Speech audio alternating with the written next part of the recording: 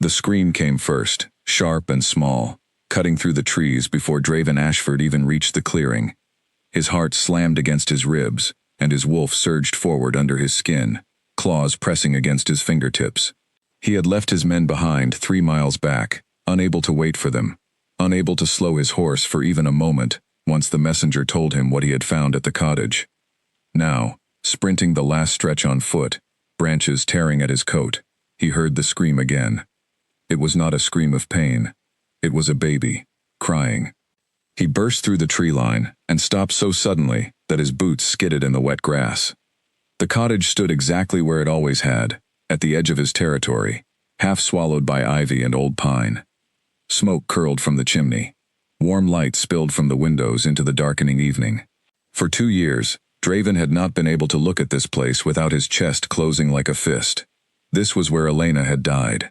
This was where his pups had been born, and, hours later, where he had held his wife's cooling hand and understood that nothing in his life would ever be simple again. He had sent nursemaids here, 4 of them in 2 years. 2 had quit within a week, terrified of the isolation and the howling wind that came off the mountains at night. 1 had been dismissed after Draven found the twins crying in soiled blankets while she slept in the good bed upstairs. The last had vanished 3 months ago without a word, leaving no note, taking half the silver with her. Since then, Draven had told himself he would deal with it. He had told himself many things. War with the northern packs had eaten his days and his nights, and grief had eaten what little was left. He was not proud of how long it had taken him to come back. Now dread twisted through him as he crossed the yard. If the pups had been alone for 3 months, if some stranger had gotten to them. He shoved the door open without knocking. The warmth hit him first. Then the smell of bread, fresh and yeasty, and beneath it, something floral, like dried lavender tucked into linen. The fire in the hearth was banked low and steady, throwing gold light across a room that should have been ruined, and instead looked lived in, cared for, loved. And there, in the wide chair by the fire, was a woman he had never seen in his life. She was asleep. Her head rested against the wing of the chair, dark hair falling loose over one shoulder, and in her arms, curled against her chest, was his daughter. Little Ivy, 4 months old now, breathing slow and even, one small fist curled in the fabric of the woman's dress. A few feet away, in a wooden bassinet someone had polished until it gleamed, his son Rowan slept just as peacefully, wrapped in a blanket Draven did not recognize, soft and new, edged with careful stitching. For a long moment, Draven could not move. His wolf, always primed for danger, always ready to tear into whatever threatened his family, went strangely still. It scented the room, searching for the mark of another pack, the claim of a rival alpha, anything that would explain why a stranger sat in his dead wife's chair, holding his living children. It found nothing. The woman carried no pack scent at all. She smelled of lavender and bread and rain, and beneath all of it, something clean and unplaceable, as if she belonged to no one and nowhere. That, more than anything, should have made him furious. A woman with no pack, no claim, no history, sitting alone with his heirs, in an isolated cottage at the edge of his territory. Every instinct trained into him, across 30 years of leadership, screamed that this was a threat to be handled swiftly. And yet his eyes kept drifting back to the pups. Ivy's small face was rounder than he remembered. Rowan's cheeks had color in them. Neither child had cried since that first startled wail, which he now realized had come from Ivy stirring briefly against the stranger's shoulder before settling again. He took a step closer. The floorboard groaned beneath his boot. The woman's eyes opened. For half a second, she looked utterly disoriented, the soft blankness of deep sleep still clinging to her. Then her gaze focused on him, on the size of him filling the doorway, on the crest stitched into his coat, and every trace of drowsiness vanished. She sat up straight, curling protectively around the baby in her arms, without seeming to think about it, her whole body angling itself as a shield between the child and the stranger in the doorway. "Who are you?" Draven said, and his voice came out low and rough, more growl than words. "And why are you holding my daughter?" The woman did not flinch, the way most people did, when an alpha's voice dropped into that register. He noticed that immediately, filed it away with the rest of the things that did not add up. Instead, she studied him for a moment, taking in the breadth of his shoulders, the sharp gold of his eyes, the barely leashed tension coiled through every line of his body, and she seemed to arrive at some private conclusion. "You must be their father," she said. Her voice was quiet, steady, threaded with something that might have been relief. "I wondered if you would ever come." The words landed like an accusation, and Draven's jaw tightened. "I asked you a question. My name is Lissa." She rose slowly from the chair, careful not to jostle the baby, and moved toward the bassinet to lay Ivy down beside her brother, with a gentleness that made something twist uncomfortably in Draven's chest. "I have been staying here for a while now." "Staying here?" He stepped further into the room, and though he tried to keep his voice level, he heard the edge in it. "This is my cottage. These are my children. I did not hire you. I do not know you. So you will explain to me, in the next 10 seconds, why I should not assume the worst." Lissa straightened and faced him fully, and for the first time he saw the shadows under her eyes, the thinness of her wrists, the plainness of a dress that had clearly been mended more than once. Whatever she was not comfortable. She was not living in his cottage like a thief enjoying stolen luxury. She looked like someone who had been running on very little sleep for a very long time, and doing it willingly. 3 months ago I was passing through these woods, she said. I heard crying. Not the crying of an animal. I followed it here, and found the door open, and the fire out, and 2 babies alone in the cold, with no one else in the house. I do not know where the woman who was supposed to be caring for them went. I only know that when I found them, they had been alone long enough that I was afraid for their lives. Draven's chest went tight and cold. He remembered, distantly, the report of the nursemaid's disappearance. He had been in council with his generals that week, planning a border skirmish, and he had told his beta, Callum, to handle it, to find a replacement. He had not asked how long the children had gone without care in between. I could have gone to find help, Lissa continued, watching him carefully now, gauging how her words landed. But it was getting dark, and I did not know these woods, and the babies needed to be warm and fed immediately, so I stayed. I lit the fire, I found milk in the cellar and warmed it. I told myself I would leave once someone came to relieve me. No one came. Not that night, not the next day, so I stayed another night, and then another. 3 months, Draven said again, because he could not make his mind accept the scale of it. Yes. You are telling me that for 3 months, you have lived in this cottage, alone, caring for 2 infants that are not yours, with no pay, no instruction, and no one checking on you. He heard how absurd it sounded, even as he said it. Nobody did that. Nobody gave 3 months of their life to strangers' children for nothing.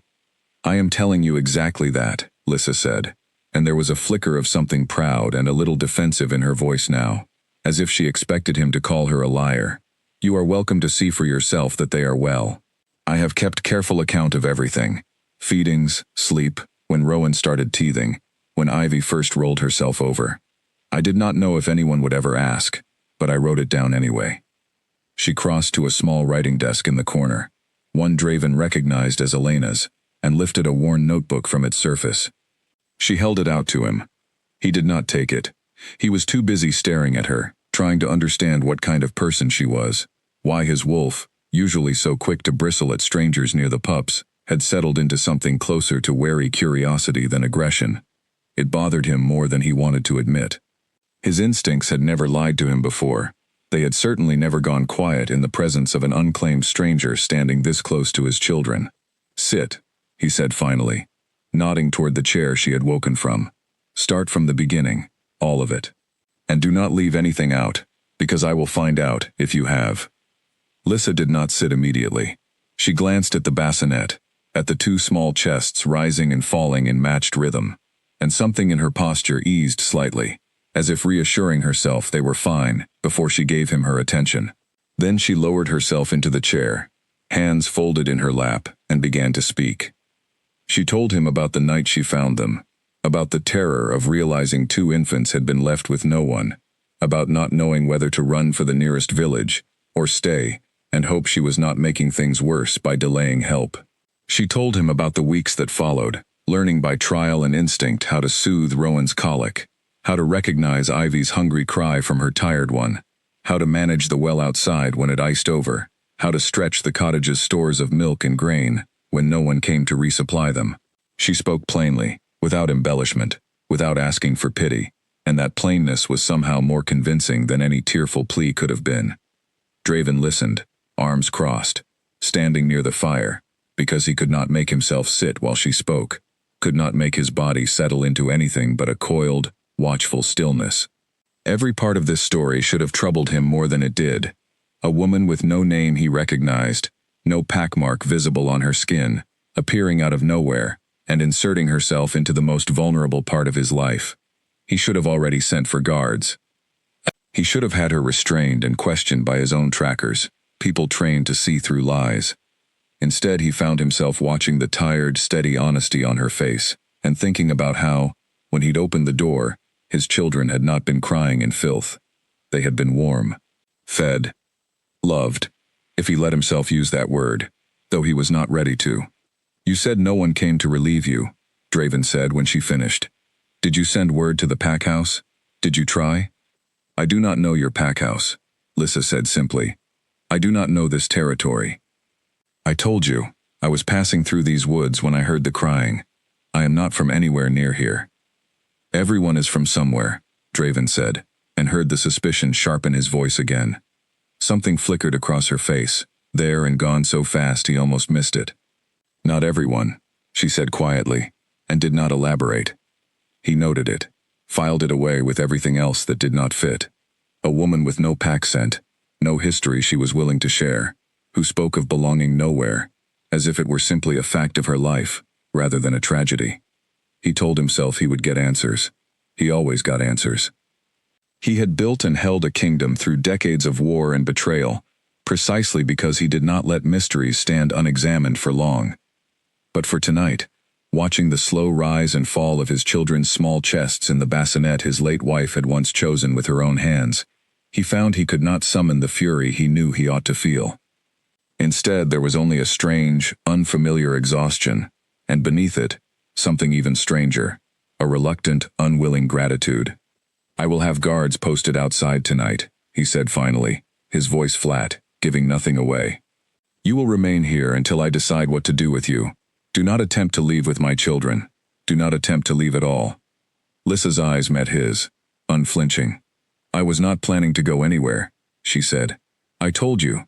I stayed because they needed someone. That has not changed just because you are here now." He studied her for a long moment, searching her face for the lie he was certain must be hiding somewhere beneath that calm exterior. He did not find it. That, more than anything else that night, was what unsettled him most. Outside, the wind picked up, rattling the shutters, and in the bassinet, Rowan stirred and settled again without waking. Draven looked at his son, at his daughter, at the strange woman sitting very still in his dead wife's chair, and understood that whatever he thought he had returned to this cottage to find, he had found something else entirely. Something he did not yet have a name for, and something he was not at all sure he was prepared to face. He would send for his men at first light. He would have them dig into every corner of this woman's story, until either it fell apart, or it was proven true beyond doubt. Until then, he told himself, he would simply watch, simply wait. But as he settled into the chair across from her, refusing to leave the room even for a moment, some small, stubborn part of him that he did not examine too closely was already glad, in a way he could not yet justify, that his children had not been alone. The fire crackled low between them, and outside, the mountain wind kept blowing, carrying with it the first whisper of everything that was about to change. Morning came gray and slow over the mountains, and Draven had not slept. He had spent the night in the chair across from Lissa, watching her through half-lidded eyes as she rose twice to feed the twins, moving through the dark cottage with a familiarity that unsettled him more than any hesitation would have. She knew where the warm milk was kept without searching. She knew which cupboard held the soft cloths for Rowan's chin, prone to drooling since his first tooth had broken through. She hummed under her breath while she worked, low and unconscious, and it was not until the second time she did it that Draven placed the melody and felt something cold slide down his spine. It was Elena's lullaby, the one she used to sing before the twins were even born, resting her hands on her swollen belly in this very room. Draven had not heard anyone else sing it. He had certainly never taught it to a nursemaid, and he doubted any of the four who had come and gone would have bothered to learn it, even if they had heard Elena sing it once, months before her death. He said nothing that night. He filed it away, the way he filed away everything else that did not fit, and told himself he was simply tired, simply grieving, simply hearing echoes where there were none. By the time the sun cleared the ridge, his men had arrived. Callum, his beta, came first, breathless from the ride, his expression shifting from concern to confusion as he took in the scene inside the cottage. The fire built high, the babies freshly changed and cooing in their bassinet, and a woman he had never met standing calmly at the stove preparing porridge, as though she had done it every morning of her life. "Alpha," Callum said carefully, glancing between Draven and the stranger. "Is everything?" "Take 4 of the men and search the grounds," Draven said, cutting him off. "I want to know if anyone else has been here. Tracks, camps, signs of another presence, and send word to the record keeper. I want everything he can find on a woman named Lissa, no family name given, no pack given." Callum's brows lifted slightly at that last detail, but he was too well trained to question his alpha in front of a stranger. He nodded once and left to carry out the order, casting one more uncertain look at Lissa on his way out the door. Lissa did not seem bothered by the flurry of activity around her. She set a bowl of porridge on the table without being asked, along with a second for Draven, though she said nothing about it, simply setting it down and returning her attention to Ivy, who had begun to fuss in the bassinet. "You do not need to feed me," Draven said, though he had not eaten since the previous morning, and his body was beginning to remind him of that fact. "I did not make it for you specifically," Lissa said, not looking up from the baby she was lifting into her arms. "I made enough for the room. You are in the room." It was such a plain, unbothered answer that Draven found himself, despite everything, almost amused. He did not touch the porridge. Not yet. Trust was not something he extended easily, and certainly not to food prepared by a woman whose entire existence, as far as his kingdom's records were concerned, did not exist. The search of the grounds turned up nothing. No camps, no tracks beyond the ones matching Lissa's own boots, and the occasional deer trail through the trees. Whatever she was, she had not been meeting anyone in secret out here, had not been signaling to some hidden ally in the woods. Callum reported this with the same confusion he had worn since arriving, as though the absence of evidence troubled him nearly as much as evidence would have. "And the record keeper?" Draven asked. "He has nothing yet, Alpha. He says he will need more time. There is no pack registry entry under that name in this territory, or the 3 neighboring ones he has already checked." "Keep checking," Draven said. "Every territory, every registry. I do not care how long it takes." Callum hesitated. "Alpha, if I may. The pups. They do look well. Better than I have seen them in months, if I am honest." Draven's jaw tightened, because he had noticed the same thing, and did not know what to do with the observation. "That is not the point, Callum." "No, Alpha," Callum agreed, though something in his tone suggested he was not entirely convinced it wasn't at least part of the point. Over the following days, Draven remained at the cottage, rather than returning to the pack house, a decision that unsettled his council when word reached them, though none dared question it directly. He told himself he stayed to observe Lissa, to catch her in whatever lie must eventually surface. He told his advisors the same thing when they pressed him through messengers, urging him to return to matters of the kingdom, reminding him that an unclaimed, unregistered woman living unsupervised near the heirs was, at best, deeply unwise. But the days passed, and no lie surfaced. Instead, Draven found himself noticing smaller things.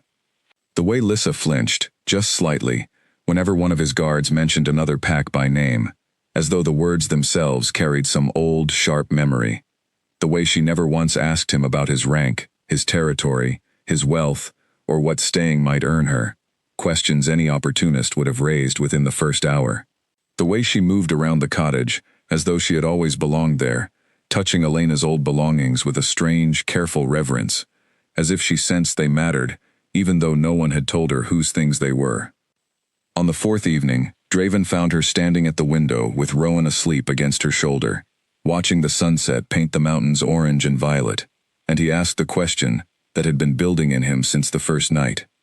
"Where are you from, Lissa?" "Truly." She did not turn around immediately. When she finally did, her expression was calm, but there was something guarded beneath it, something that told him He had touched a nerve she usually kept well hidden. "I do not know," she said. "I have asked myself that question many times, and I have never found an answer that satisfies me. That is not a real answer. It is the only true one I have." She shifted Rowan slightly, adjusting the blanket around his small shoulders with practiced care. "I have no memory of a family, no memory of a pack. I have lived on my own, moving from place to place, for as long as I can remember thinking clearly about anything. I do not say this to earn your sympathy. I say it because you asked, and because lying to you has never once occurred to me as something I wanted to do." Draven studied her in the fading light, searching, as he had every day since finding her, for the crack in the story that would let him make sense of things, that would let his suspicion win out over the strange, unwilling trust that kept building in him, despite every instinct telling him to be careful. He did not find the crack. He found only a tired, steady woman, holding his son, as though he were the most precious thing in the world, and he found, to his own quiet dismay, that some part of him had already begun to believe her. "The record keeper will find something eventually," he said, more to himself than to her. "Everyone leaves a trace somewhere." "Perhaps," Lissa said. "Or perhaps I am simply someone the world forgot to write down." She said it without bitterness, almost as though the thought no longer had the power to wound her, though Draven suspected that had not always been true. He did not answer. Instead, he watched the last light drain from the sky and told himself, again, that he would keep watching, keep waiting, keep searching for the truth beneath her calm surface. But that night, lying awake in the small room off the main hall, while Lissa slept in the chair by the fire, rather than take the good bed she insisted was not hers to use, Draven found himself thinking not of suspicion, but of the strange, quiet ease that had settled over the cottage since her arrival. The twins slept through the night now, something they had rarely done under any of the previous nursemaid's care. The house smelled of bread and lavender instead of the cold, empty scent of neglect. And somewhere beneath his careful, hard-won distrust, his wolf had gone quiet, in a way it had not been quiet since Elena died. He did not know what to make of that. He was not sure he wanted to. The record keeper's report arrived on the 7th day, carried by a young courier named Edric, who looked as though he had ridden through the night to deliver it. Draven took the sealed parchment out onto the porch, away from the cottage's warmth, needing distance to read whatever truth or accusation it contained. The contents disappointed him more than he expected. There was nothing. Not a single registry across 4 territories carried any record of a woman named Lissa matching her description. No birth record. No pack mark filed with any council. No trace of her having ever passed through a border checkpoint, though border guards were required by law to log every unclaimed traveler who crossed into packlands. It was as if she had simply appeared in the world fully formed, with no past behind her at all. Draven read the report twice, then a third time, searching for some detail he had missed, some thread he could pull to unravel the mystery properly. There was nothing to pull. Only a growing, uncomfortable blankness where a history should have been.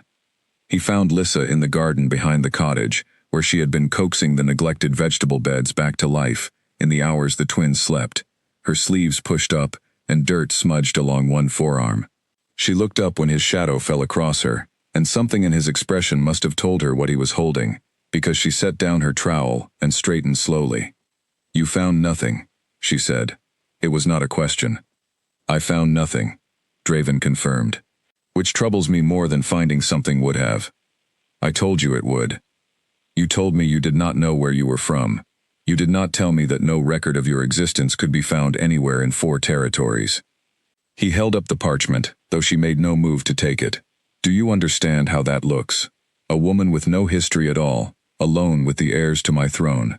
My council will not accept this. They are already pressing me to have you removed, or worse, questioned in ways I would rather not describe." For the first time since he had met her, real fear flickered across Lissa's face, quickly masked, but not quickly enough. "Are you going to allow that?" Draven did not answer immediately. He looked past her, toward the cottage, where through the open window he could see the twins' bassinet, and hear, faintly, Ivy's soft babbling, as she practiced the sounds that would one day become words. He thought of the state he had found his children in on that first night, thriving, despite 3 months of what should have been abandonment. He thought of the lullaby Lissa hummed without knowing where she had learned it. He thought of his wolf's strange, persistent calm in her presence, a calm it had shown no one since Elena died. "No," he said finally, and the word surprised even him with its certainty. "I am not going to allow that, not yet. But I need you to understand the position you have put me in. I cannot protect you from suspicion with silence and evasions. If there is anything else you know, anything at all, even fragments, even things that seem meaningless to you, I need to hear them now." Lissa was quiet for a long moment, her gaze drifting toward the mountains, as though searching them for an answer she had never been able to find on her own. "There are fragments," she admitted finally, "pieces that never fit together into anything whole. I remember cold. I remember running through trees very much like these, when I was young enough that the memory should have faded by now but never has. I remember a woman's voice, though I cannot picture her face, singing something like the song I hummed to the twins. I do not know if that is a true memory, or something I have invented to fill the silence where a childhood should be." Draven's chest tightened at the mention of the song. "You said before you did not know where you learned that lullaby." "I do not know where I learned it. I only know I have always known it, since before I can remember learning anything else." He studied her carefully, weighing the strange coincidence against every rational instinct that told him coincidences of this magnitude did not exist by accident. Elena's mother had taught her that lullaby, passed down through generations of her bloodline, sung to every child born into her family line, for as long as anyone could remember. It was not a common song. Draven had never heard it sung by anyone outside his late wife's family, not once in all his years. "What was your mother's name?" he asked slowly. "If you remember anything of her at all." Something flickered across Lissa's face, pain layered over confusion. "I do not remember a mother. I told you, my memories, before a certain point are fragments, not a story. I have tried for years to make sense of them, and I have never succeeded. I stopped trying, eventually, because it hurt less to simply live in the present than to keep reaching for a past that would not come together." Draven said nothing for a long moment, turning the parchment over in his hands, thinking of old pack legends he had not considered seriously since he was a boy sitting at his grandmother's knee. Stories of bonds so strong that fate itself would not let them end, of souls that found their way back to unfinished business, no matter how far they wandered, or how much they forgot. He had dismissed such stories as superstition for most of his adult life. War and leadership had taught him to trust evidence over legend. But he had no evidence here. Only a blank space where a woman's history should be, and a lullaby she should not know, and a strange, unshakable feeling that had been growing in him since the first night he found her asleep in his dead wife's chair. "I am not going to send you away," he said finally, and watched the tension in her shoulders ease slightly. "But I cannot protect you from my counsel's suspicion with nothing but my own instincts. I need to find something, anything, that explains who you are and why you are connected to this place. Until then, you will not leave this cottage without my guards, and you will not speak of any of this to anyone outside these walls. Do you understand?" "I understand," Lissa said quietly. Then, after a pause, in a voice that carried more vulnerability than he had heard from her before, she added, "Thank you for not sending me away." Draven did not know how to answer that, so he said nothing at all. He turned and walked back toward the cottage, the parchment still clutched in his hand, his mind churning with questions he had no answers to, and a growing certainty, unwelcome and inconvenient, that the answers he needed were buried somewhere in a past neither of them could fully see. Behind him, Lissa returned to her garden work, kneeling once more in the dark soil, and if Draven had turned back to look, he would have seen her press her dirt-streaked hand briefly against her chest, over her heart, as though trying to still something that had begun beating too fast, too full of hope she did not yet dare to trust. That night, for the first time since Elena's death, Draven dreamed of the cottage as it used to be, full of laughter instead of grief, and when he woke before dawn, disoriented and unsettled, he could have sworn he heard, faintly, through the walls, Lissa humming that same old lullaby to his children in the dark. News of the strange, unregistered woman living at the royal cottage did not stay contained for long. Servants talked. Guards talked.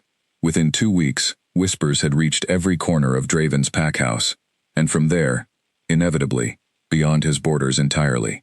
By the time Draven returned briefly to the pack house to address matters of state he could no longer ignore, He found his council chamber tense with a debate that had clearly been raging in his absence. "Alpha, forgive my bluntness," said Edmund, his eldest advisor, a man who had served Draven's father before him and rarely minced words. "But allowing an unmarked stranger to live alone with the heirs, a woman with no pack, no history, no accountability to anyone, is not merely unwise, it is dangerous. If she means you harm, or if some enemy has placed her there deliberately, you will not know until it is far too late."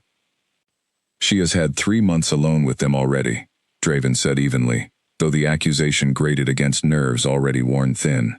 "If harm was her purpose, she has had ample opportunity. Or she is playing a longer game," Edmund pressed. "Building trust before striking. It would not be the first time a rival pack has used patience as a weapon."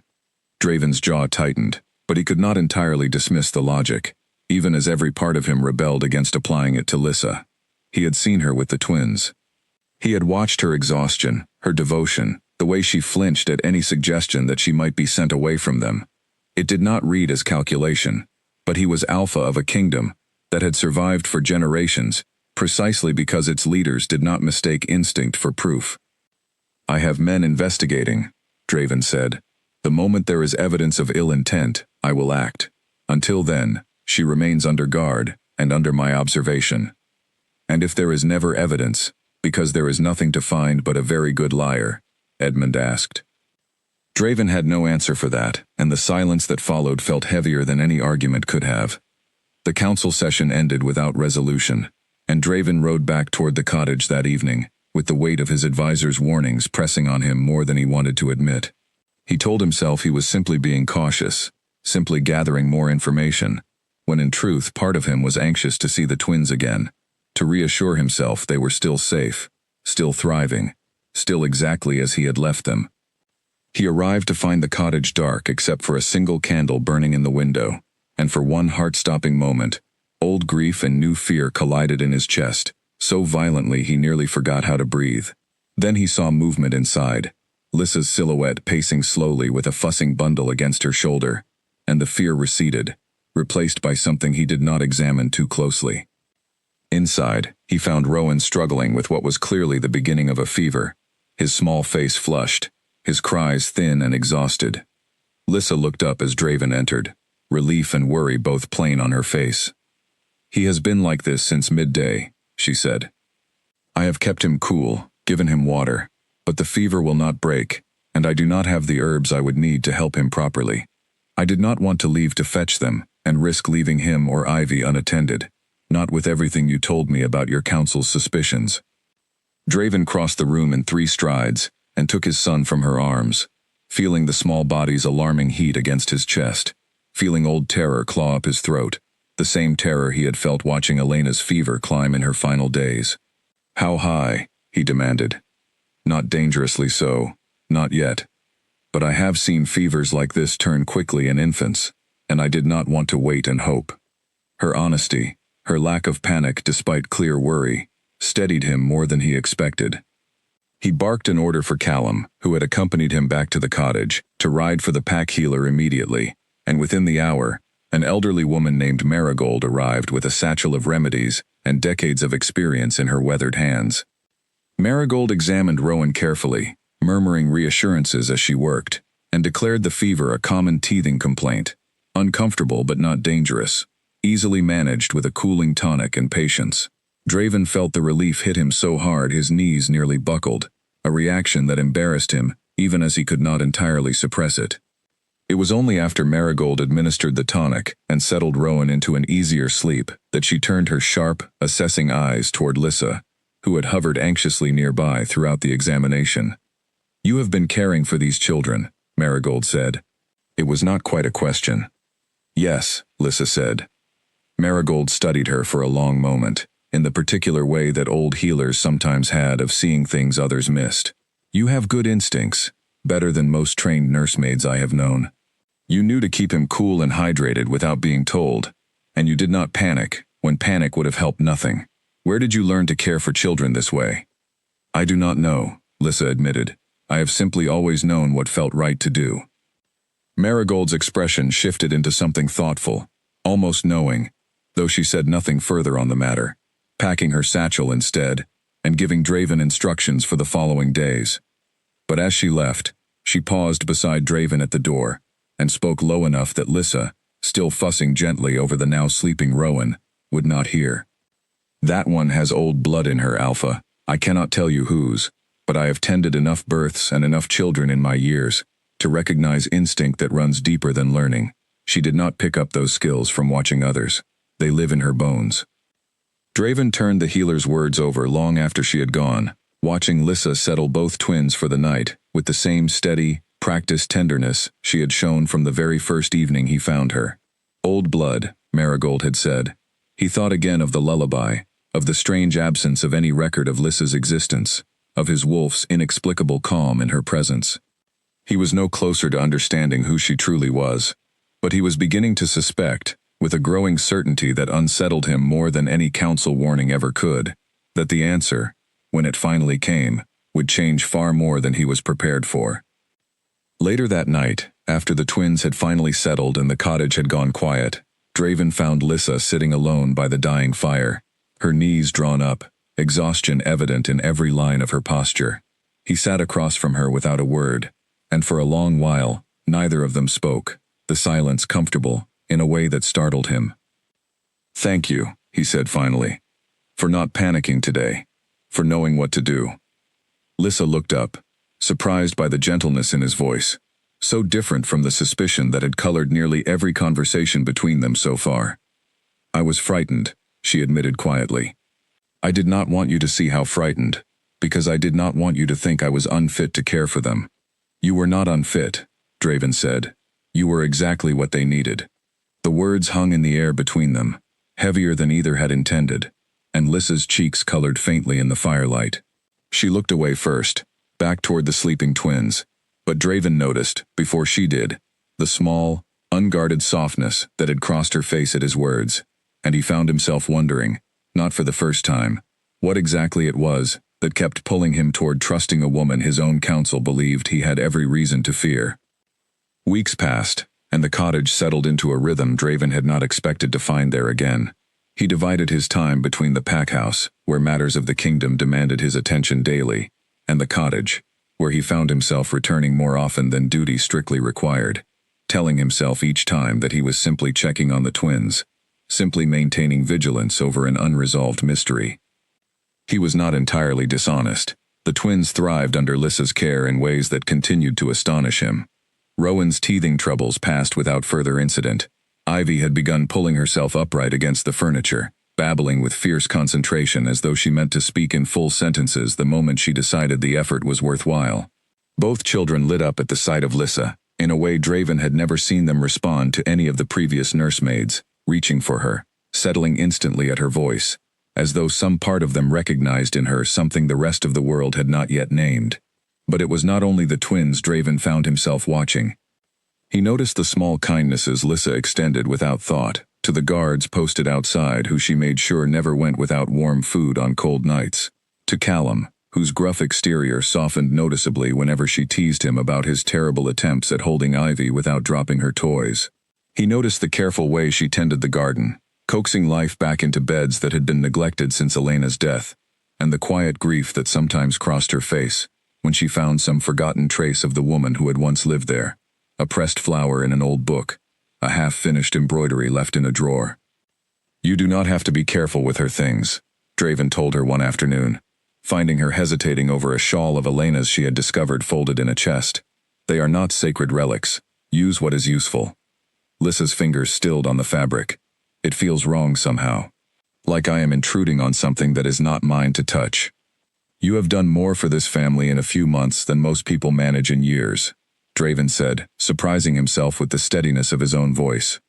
"You are not intruding. You have become part of this place, whether either of us planned for that or not." She looked up at him then, something vulnerable and searching in her expression, and for a long moment neither of them spoke, the space between them charged with something neither was ready to name. Draven broke the silence first, clearing his throat and turning toward the door with more haste than the moment strictly required. It was that evening, as dusk settled purple and gold over the mountains, that everything shifted. Draven had stepped outside to speak with the guards when he felt it, a strange, sharp pull beneath his skin, his wolf stirring with an intensity it had not shown since Elena's death. He turned back toward the cottage instinctively, drawn by something he could not name, and through the window he saw Lissa standing in a patch of moonlight that had just begun spilling through the glass, her face tilted up as though listening to something only she could hear. His wolf surged forward with a force that nearly staggered him, not with aggression, not with the wariness he had felt toward every stranger who had ever come near his family, but with something else entirely, something achingly familiar that he had felt only once before in his life, standing across a crowded hall from Elena on the night they first met. Recognition. He stood frozen in the yard, his heart hammering, his wolf howling silently beneath his skin, with a longing that made no sense, that felt like betrayal, even as it consumed him. He had loved Elena. He had mourned her for 2 years, with a grief that had nearly broken him. And now here was his wolf, reacting to a stranger, with the same fierce, undeniable pull it had only ever shown toward his late wife. He did not understand it. He was not sure he wanted to. He forced himself back inside, jaw clenched, every instinct in him rebelling against the confusion churning through his chest. Lissa turned as he entered, and whatever she saw in his expression made her step back slightly, uncertain. Draven? What is it? He had not given her permission to use his given name, he realized distantly, and yet it did not feel wrong coming from her, which unsettled him further. Nothing, he said, too sharply, and saw her flinch at the tone. I am simply tired. She did not believe him. He could see it in the careful way she studied him, the way she did not press further, but did not look away either, as though waiting for him to trust her with whatever had truly shaken him. He could not give her that trust yet. He was not even sure he trusted himself.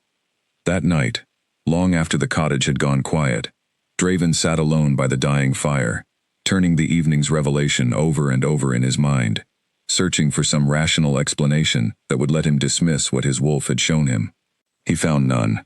He thought of old legends again, stories his grandmother used to tell, of souls bound so tightly across lifetimes that fate itself conspired to bring them back together, of wolves recognizing something in a new form that the mind had not yet caught up to understanding. He had never believed such stories were more than comforting fiction, tales told to children to soften the harshness of loss. But sitting there in the dark, with the ghost of his wolf's longing still humming beneath his skin, he found himself less certain than he had been in years about what he did and did not believe. Somewhere above him, through the cottage's thin walls, he heard Lissa's voice, soft and low, humming that same lullaby to the twins as she settled them for the night, and he pressed the heels of his hands against his eyes, caught between grief for the wife he had lost and a confusion he had no name for toward the woman who had somehow, impossibly, begun to fill the silence that grief had left behind. He did not sleep that night. He simply sat and listened and let the questions build, knowing that whatever answer eventually came would not be simple and would not leave either of their lives unchanged. Draven avoided the cottage for 3 full days after that night, burying himself in council matters, border reports, anything that would keep his mind occupied and his wolf's confusing pull at bay. It did not work. He found himself distracted in meetings, his attention drifting toward the mountains where the cottage sat, his thoughts circling back again and again to the moment his wolf had recognized something in Lissa that his mind refused to accept. Callum noticed, of course. Callum noticed everything, a trait that made him an excellent beta and an occasionally unwelcome mirror for Draven's own avoidance. You have not returned to the cottage in days, Callum observed on the 3rd evening, finding Draven staring blankly at a stack of unread reports rather than working through them. That is unlike you, Alpha. You have hardly let the twins out of your sight since finding them with her. I have matters here that require attention, Draven said, not looking up. Of course, Callum said, in a tone that made clear he believed nothing of the sort.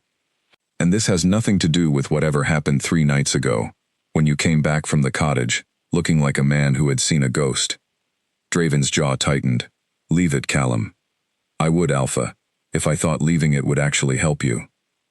Callum's voice softened slightly, the familiarity of years of loyal service, allowing him a bluntness few others could risk. I watched you grieve Elena for 2 years. I watched you close yourself off from everything but duty and war, and I have watched you, these past weeks, become something closer to the man you used to be, before the grief hollowed you out. Whatever is happening with that woman, I do not think running from it is going to make it stop happening. Draven had no answer for that, because some stubborn part of him knew Callum was right, and he hated that he knew it. He sent his beta away with a curt dismissal, and sat alone in the fading light, forcing himself finally to confront the question he had been avoiding, since the moment his wolf had reacted to Lissa beneath that patch of moonlight. What if it was not betrayal, but continuation?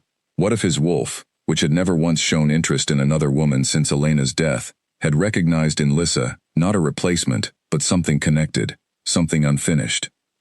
He rode for the cottage that night, arriving well past dark, and found Lissa awake, despite the hour, sitting at Elena's old writing desk with a single candle burning low, the twins asleep in their bassinet nearby.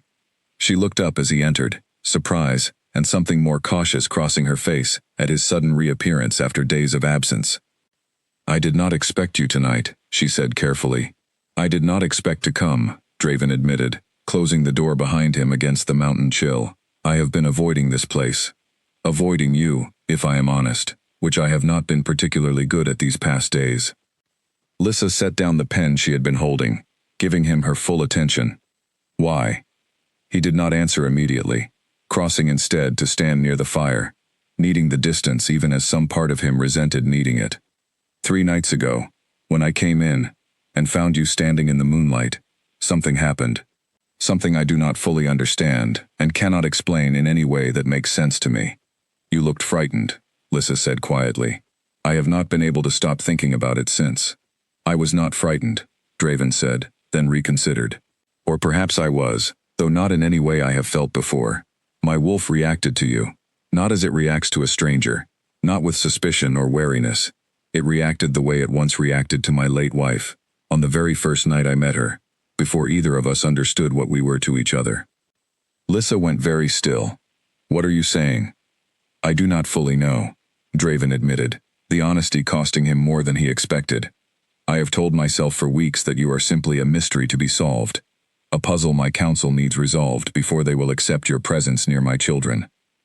But that is not entirely true anymore, and I think you have known that for some time, even if neither of us has said it aloud." Lissa rose slowly from the desk, crossing the room to stand closer to him, though she stopped a careful distance away, as though unsure whether closing that gap would be welcome or overwhelming. "I do not know what I am, Draven. I do not know why I felt drawn to this cottage the moment I stumbled upon it in these woods, or why I have never once wanted to leave, even when leaving would have been so much simpler than staying. I told myself it was only the children who kept me here.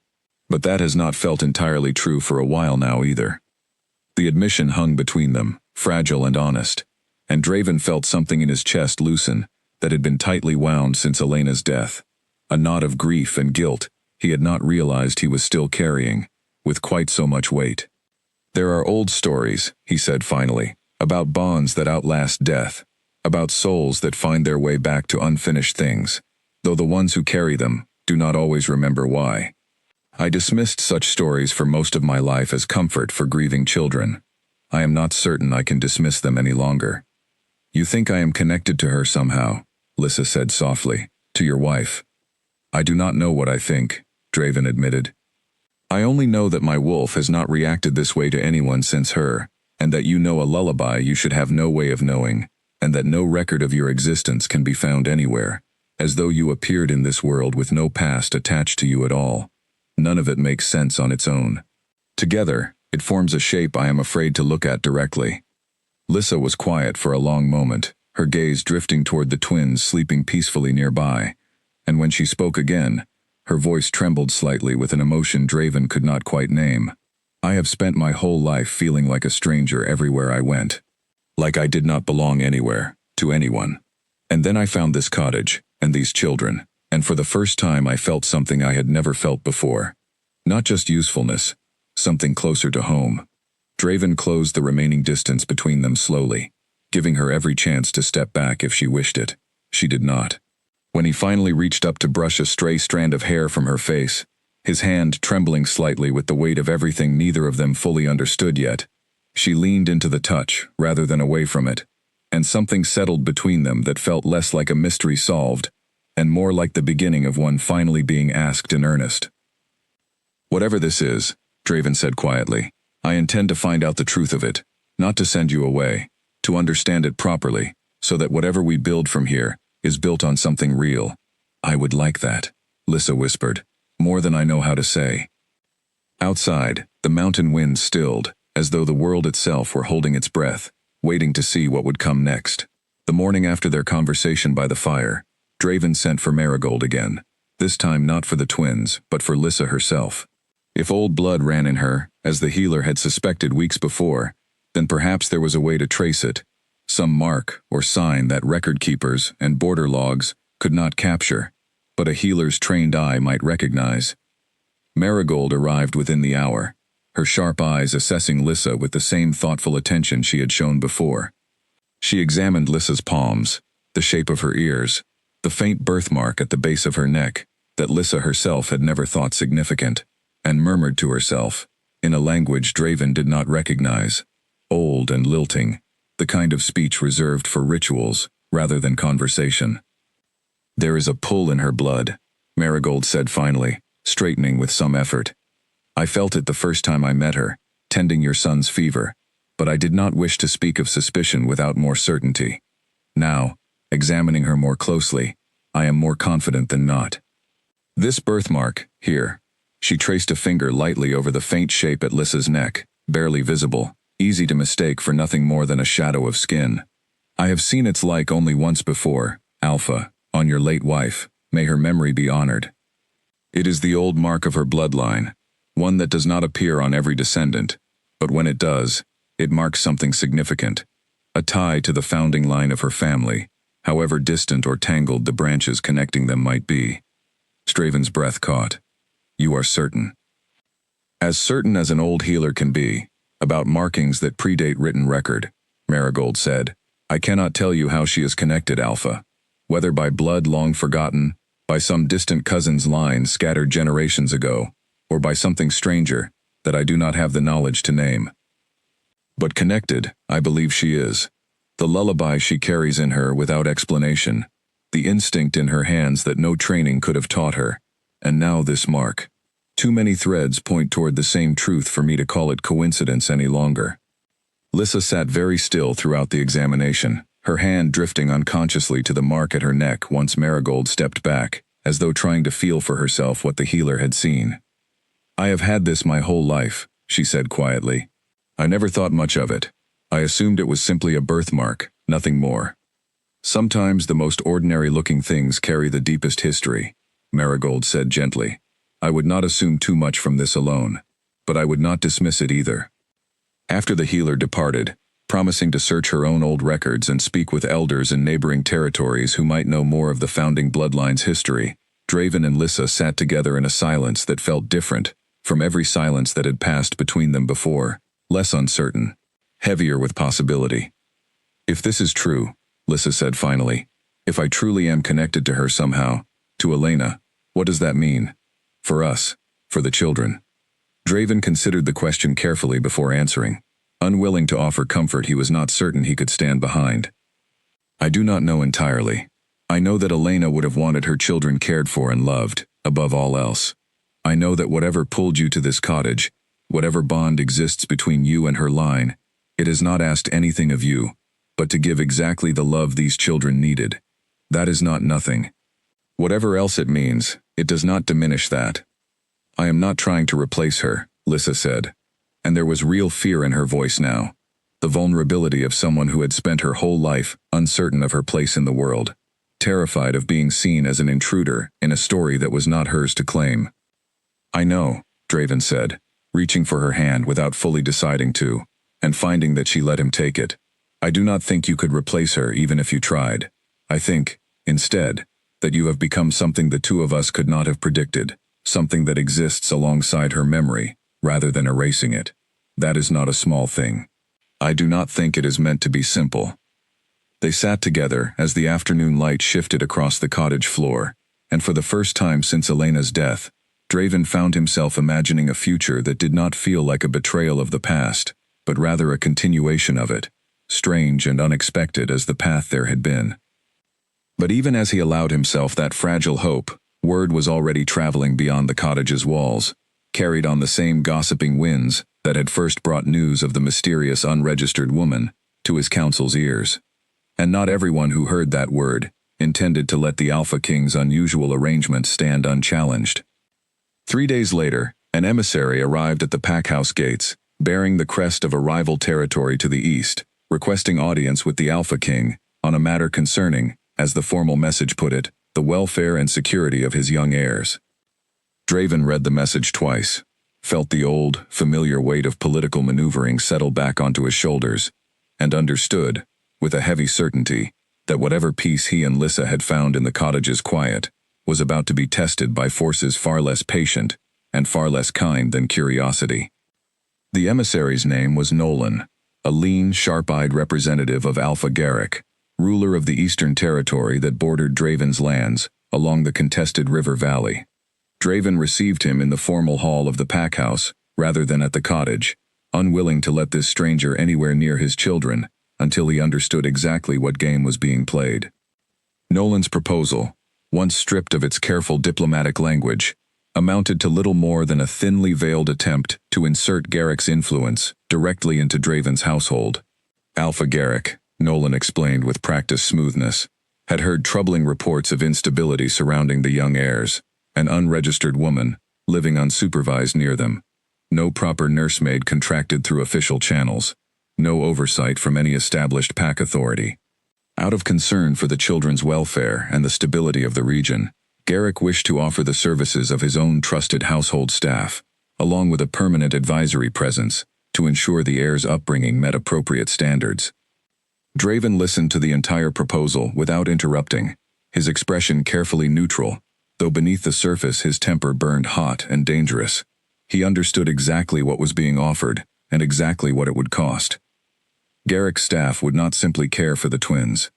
They would report every detail of Draven's household back to a rival Alpha, would slowly work to position themselves as indispensable, would use any crisis, real or manufactured, as leverage to expand Garrick's influence over the eventual heirs to Draven's throne.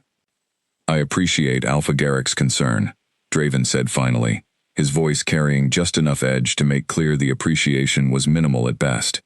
"But my children's welfare is well provided for. I do not require outside oversight." Nolan's smile did not waver, though something calculating flickered behind his eyes. "Alpha Garrick anticipated you might feel that way. He did ask me to mention, however, that concerns of this nature, once raised formally through proper channels, cannot always simply be dismissed by personal assurance. There are councils beyond your own that take an interest in the stability of neighboring territories' succession lines. It would be unfortunate if this matter needed to be escalated beyond a simple, friendly offer of assistance." The threat, however politely wrapped, was unmistakable. Draven felt his wolf surge with the urge to respond to such a challenge, the way Alphas had responded to challenges for generations, with force rather than diplomacy. He forced the impulse down, aware that acting rashly now would only give Garrick the excuse he was clearly seeking. "I will consider the offer," Draven said instead, giving nothing away. "You may tell Alpha Garrick I appreciate his continued interest in matters that concern my territory alone." Nolan's departure did little to ease the tension that had settled over the packhouse. Callum, who had observed the entire exchange from his position near the door, wasted no time voicing his concerns once the emissary had gone. "He is testing you, Alpha. Looking for weakness he can exploit. If word of the woman at the cottage has reached Garrick's ears, it will not stay contained to his territory alone. Every rival who has ever wanted a foothold in your succession will see this as opportunity." "I am aware," Draven said grimly. "Which means we no longer have the luxury of quiet investigation. Whatever Lissa is, whatever connects her to Elena's bloodline, we need answers faster than Marigold's careful research can provide them, before Garrick or anyone else decides to act on rumor rather than truth." He rode for the cottage immediately, arriving to find Lissa in the garden, with the twins settled nearby in a basket, watching them with the same quiet devotion she always showed, unaware of the storm that had just begun gathering around her. He told her everything, sparing no detail of Garrick's veiled threats, and watched her face pale as the full weight of the danger settled over her. "They want to use me against you," she said quietly, "as an excuse. They want any excuse at all, Draven corrected. You happen to be a convenient one, given the uncertainty surrounding you. That is not your fault, but it is a danger we cannot ignore. What do you want me to do? Draven considered the question carefully, weighing every option, none of them fully satisfying. I do not want you to disappear, if that is what you are asking. I do not want you to leave, and I do not believe hiding you away will solve anything, only delay whatever confrontation is coming. What I want is answers, real ones, faster than we have managed to find so far.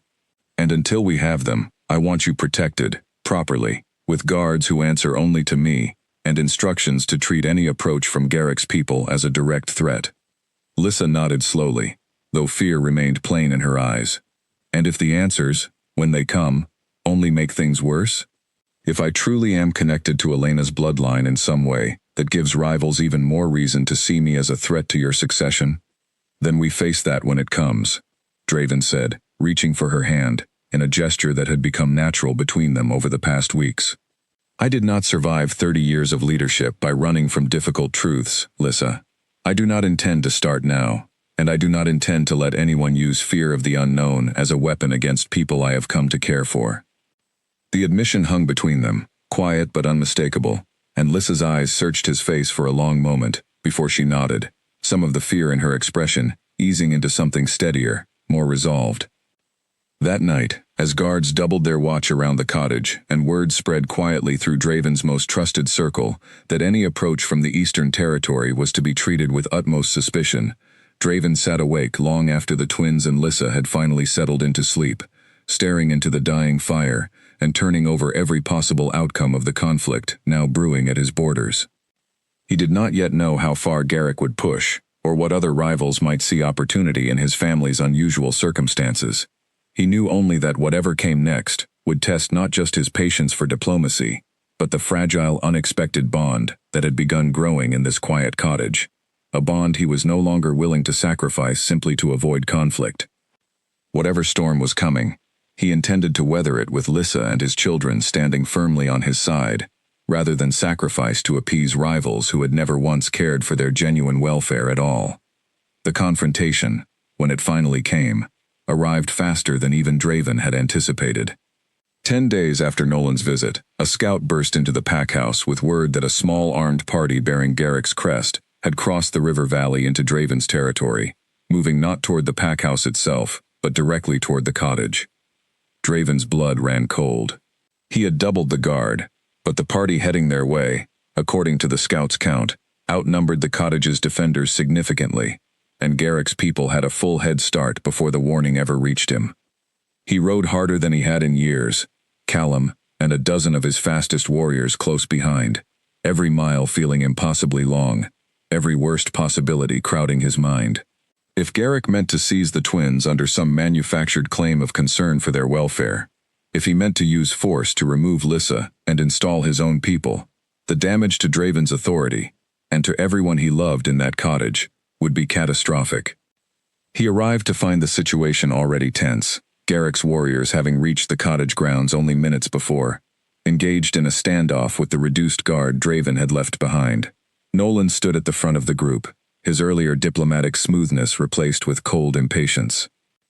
Alpha Ashford, Nolan called as Draven's party thundered into the clearing. We have come to formally remove the children to a place of proper oversight, given the continued instability of their current situation. Alpha Garrick's patience for informal assurance has run out. You have no authority to remove my children from my territory, Draven snarled, dismounting in a single fluid motion, his wolf close to the surface, barely restrained by the thinnest thread of self-control. This is an act of aggression against my pack, and you will answer for it. We are simply concerned neighbors, Nolan said, though the warriors flanking him had already begun to shift into more aggressive positions, hands moving toward weapons, postures tightening with anticipation of violence, concerned enough to act when a fellow alpha will not act for himself. Behind Draven, the cottage door burst open, and Lissa emerged, having heard the commotion, her face pale, but her expression fierce, with a determination Draven had not fully seen in her before. She positioned herself immediately near the cottage entrance, blocking the most direct path to where the twins remained inside, her body language leaving no ambiguity about her intentions. "You will not touch those children," she said, her voice carrying clearly across the clearing, despite its quietness, steady, in a way that drew every eye toward her. Nolan's gaze flicked over her with obvious dismissal, seeing only an unarmed, untrained woman, standing between his warriors and their objective. "Step aside, this does not concern you." "It concerns me entirely," Lissa said, not moving an inch. "I have cared for those children since before any of you thought to concern yourselves with their welfare. I will not let strangers with weapons frighten them out of the only stable home they have ever known." One of Garrick's warriors took a step forward, clearly intending to physically move her aside, and in that moment, something shifted in the clearing that no one, least of all Lissa herself, seemed prepared for. A low growl tore through the air, not from Draven, whose wolf remained tightly leashed despite the provocation, but from Lissa herself. Her eyes flashed gold, sudden and startling, and the warrior who had stepped toward her stumbled backward in shock, as her form shimmered with the unmistakable, disorienting energy of a shift beginning to surface, something clearly happening to her for the very first time, instinctive and uncontrolled. The clearing fell into stunned silence. Draven stared, his own confusion mirrored on every face present, as Lissa's shift completed itself in a burst of golden light unlike anything he had witnessed before, resolving finally into a wolf, whose coat carried a coloring achingly, unmistakably similar to the markings Draven remembered from Elena's own wolf form, a near-identical pattern he had thought unique to his late wife's specific bloodline. Lissa herself seemed as shocked by the transformation as everyone watching, her wolf form freezing for a moment, in evident disorientation, before instinct took over, positioning her protectively in front of the cottage door, teeth bared toward the warriors who had dared approach. "She is a wolf," Nolan said, disbelief plain in his voice. "The report said she carried no pack mark, no registered shift at all." "She did not know," Draven said slowly, understanding dawning even through his shock. "She has never shifted before. She did not know what she was." Whatever calculations Nolan and his warriors had made regarding this confrontation, none of them had accounted for an unregistered woman suddenly revealing herself as a wolf whose markings tied her unmistakably to Draven's own late wife's bloodline. Nolan's confidence visibly wavered, the careful political calculation behind Garrick's aggressive gambit clearly not built to withstand this particular complication. Draven did not waste the moment of hesitation.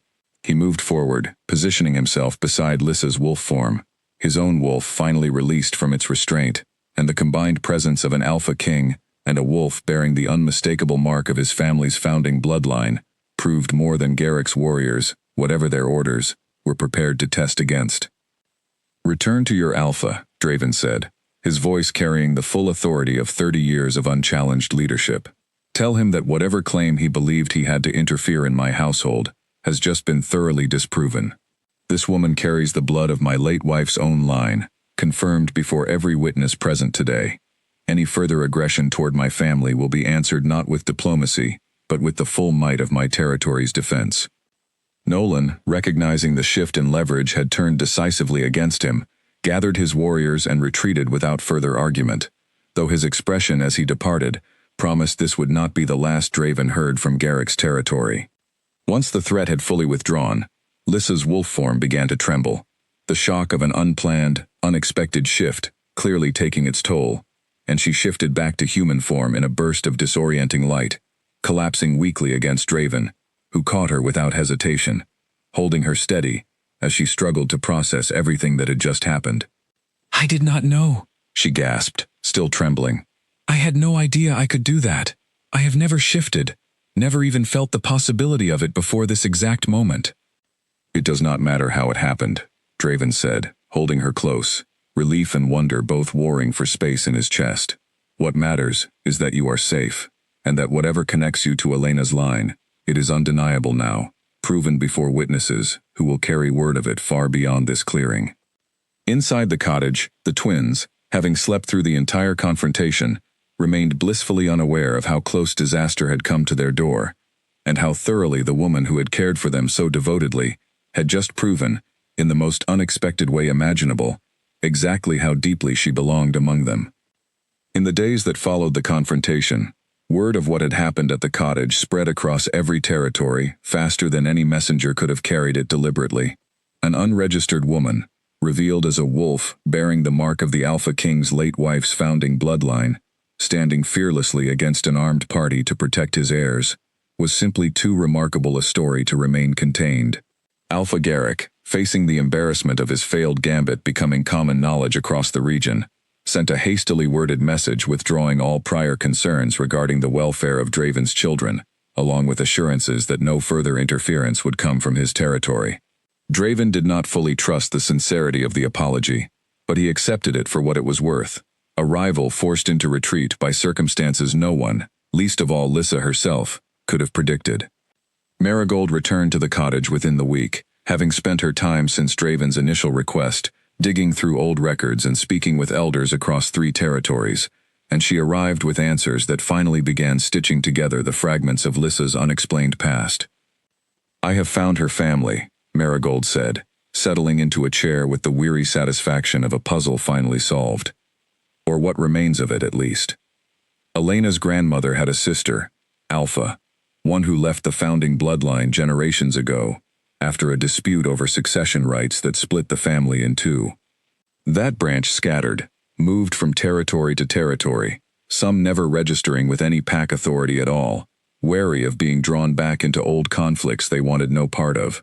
Lissa's line traces back to that same scattered branch, though the connection was buried deep enough, and the branch itself unregistered thoroughly enough, that no ordinary search would have uncovered it easily. "Then she truly is family," Draven said, watching Lissa's face carefully as the news settled over her. "Distant family, but family nonetheless," Marigold confirmed.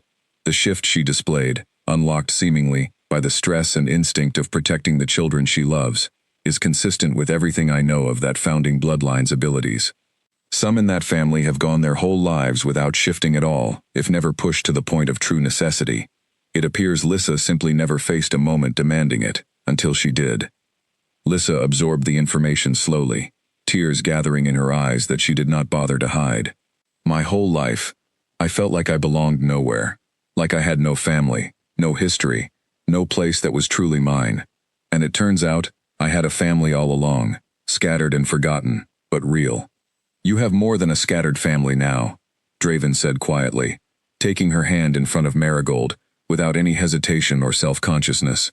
"You have this place, and these children, and whatever future we choose to build from here." Marigold smiled knowingly, and excused herself shortly after, leaving the cottage's remaining occupants to settle into the quiet significance of everything that had finally been resolved. Not every mystery Draven suspected would ever be fully unraveled. The exact nature of what had drawn Lissa specifically to this cottage, whether fate or simple chance, or something deeper neither of them fully understood, but enough had been answered to lay the foundation for whatever came next. In the weeks that followed, the cottage transformed slowly, from a place haunted by grief, into something new entirely. A home built not on forgetting the past, but on carrying it forward, into an unexpected future. Draven began spending more of his time there than at the pack house, delegating more responsibility to Callum and his council, unwilling any longer to sacrifice the family he had found for duties that had once consumed every corner of his life. The twins grew stronger and happier by the day, Rowan taking his first unsteady steps across the cottage floor one bright morning, while Lissa and Draven both cheered him on, and Ivy babbling her first recognizable word not long after, a delighted, insistent repetition of the name she had used for Lissa since the very beginning, now spoken clearly enough that no one could mistake its meaning. On a quiet evening months after the confrontation with Garrick's warriors, with the twins finally asleep and the cottage settled into the peaceful rhythm it had come to know, Draven found Lissa in the garden she had brought back to life, tending flowers that had once belonged to Elena and now belonged, in some quiet way, to all of them. "I have been thinking," he said, joining her among the blooms, "about what this place means now. It was meant to be a monument to everything I lost. I could not bear to visit it for 2 years because of that. But it has become something else entirely, since you found your way here." "What has it become?" Lissa asked, though something in her expression suggested she already suspected the answer. "A home," Draven said simply, "not despite what came before, but because of everything that has happened since. I do not want to simply thank you for what you have done for my children, Lissa. I want to ask you to stay, not as a caretaker, not as a mysterious guest whose place here remains uncertain, but as pack, as family, in every sense that word carries, and, if you would have me, as something more than that as well. Lissa's eyes filled with tears again, though this time they carried nothing but joy. I never imagined I would find a place where I truly belonged, she said softly. I spent my whole life believing that was not meant for someone like me. But I have found it here, with you, and with Rowan and Ivy, and I do not intend to let it go now that I finally have it. Draven pulled her close, and beneath the darkening sky, with the mountains standing silent witness around them, the cottage that had once held nothing but grief finally became, fully and completely, a place of new beginnings. The twins slept soundly inside, safe and loved, carrying forward a legacy that had nearly been lost to fate, rescued instead by a woman who had wandered into their lives with nothing but instinct and devotion to guide her. The story of the Alpha King and the woman his own children had named, before he ever understood why, would be told for generations across his territory, not as a tale of mystery solved, but as a reminder that sometimes the family fate intends for us arrives in the most unexpected ways, asking only that we recognize it when it finally, quietly, comes home.